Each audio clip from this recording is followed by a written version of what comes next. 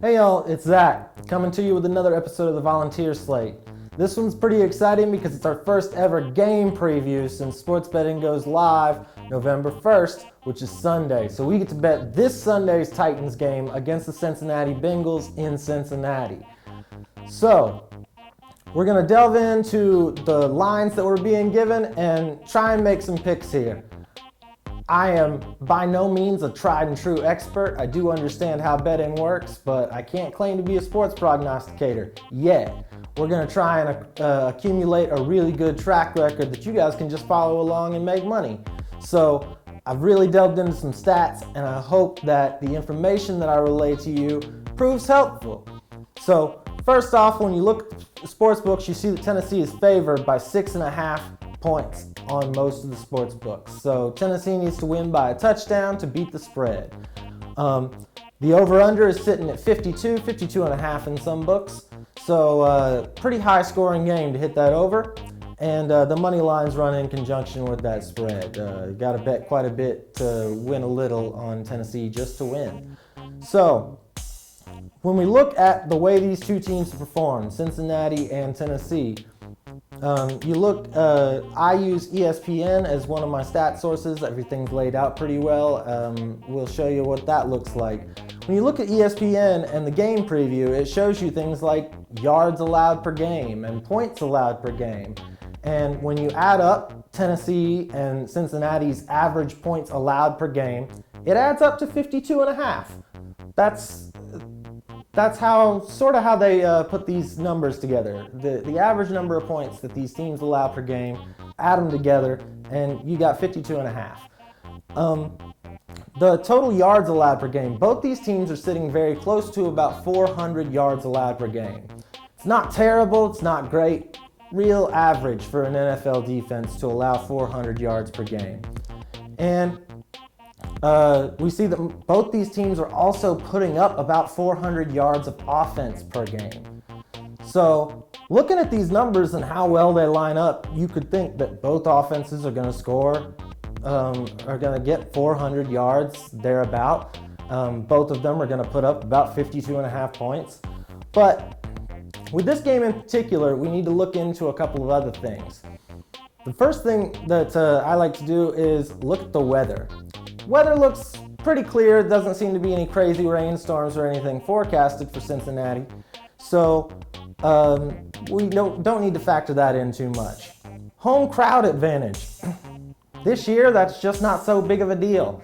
The stadiums that do allow fans, which Cincinnati is not one of if I'm not mistaken right now, but even if they did, they'd be operating at a limited capacity. So you can't get the deafening crowd noise that used to actually disrupt offenses. That you used to be able to bet on things like that. The 12th man in Seattle was very real, but not this year in the year of COVID. We just don't have home field advantages like that. But when you look at the injury report, that's where I think the tale of this game is really told. Cincinnati is out their first and second string centers and both starting tackles.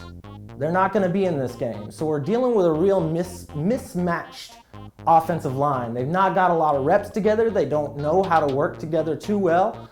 These are still NFL players. They're going to go out there and they're going to put on a good show, but they're not going to be operating at the caliber of the Bengals' usual offensive line.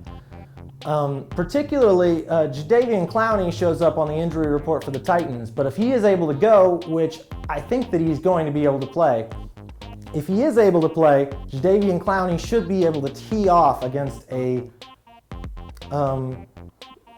slap shot offensive line for the Bengals. So, this is a big thing. Because of the offensive line being that thin for the Bengals, I don't think that they're going to be able to put up a lot of offense. I'm betting the under in this game specifically because of that.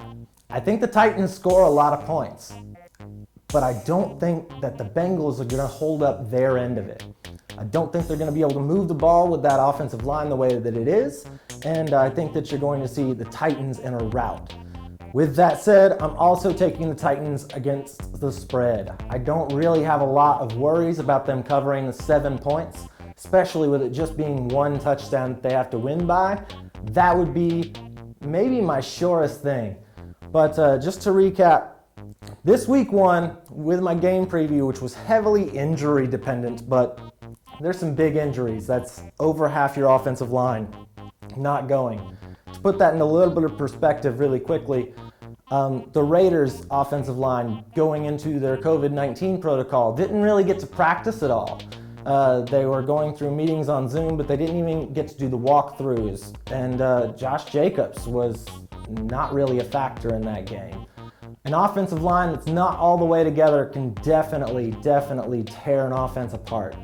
So, to recap, I've got the Tennessee Titans covering their 6.5 point spread.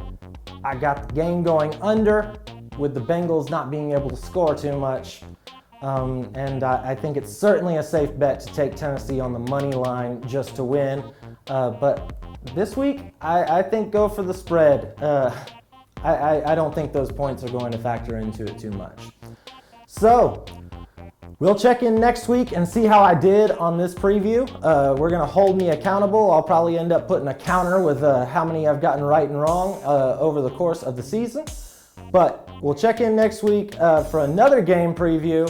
Thanks for watching. I'm Zach. This is the Volunteer Slate.